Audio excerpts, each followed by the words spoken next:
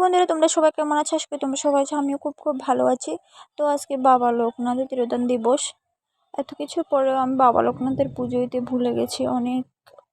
আজকে অনেক বাধা বিপত্তি কাটিয়ে আজকে পুজোটা দিলাম। সত্যি বাবা লোকনাথের পুজো দিতে আজকে ভুলে গেছি। আমার ঘরে বাবা লোকনাথ আছে, এই দিনটাকে কোনোদিন ভুলি না, কিন্তু আজকে কি করে যে ভুলে গেলাম। হয়তো ডিউটির জন্য রেডি হচ্ছিলাম, হয়তো মাঝে দিয়ে কিছু আজকে আমাদের ঘটনাও ঘটে গেছে। যাই হোক, এগুলো উল্লেখ করতে চাই না। এর ভিতরে আরেকজন মনে করিয়ে দিল যে আজকে পুজোর। তো আমি ডিউটিতে আর যাওয়া হলো না। দেখো, একটু পায়েস বানালাম বাবা লোকনাথের জন্য, হালকা একটু করে। আমি হসপিটালে থেকেও এসে তারপরে এত কিছু করো, তাই একটু পুজো দিয়েছি ঘরের মতো করে। কেননা সকাল থেকে আজকে অনেকটা ছিল, অসুবিধার কারণে থাকবে, তাও আমি ছোট্ট করে পুজো একটা ঘরে দিলাম।